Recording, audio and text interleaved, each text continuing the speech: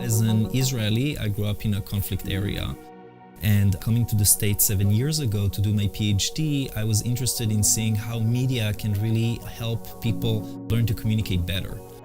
What I'm working on is trying to use filmmaking, video production to bring people together.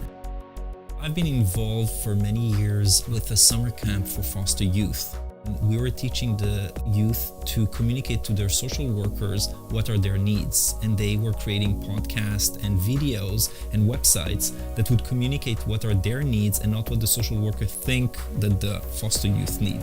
I just started to work at Columbia College and was hired to be the first director of the Civic Media MA. That was my biggest thrill to come here, because I really believe in my 20 years of work that if you're producing a media message, it needs to have civic engagement with it.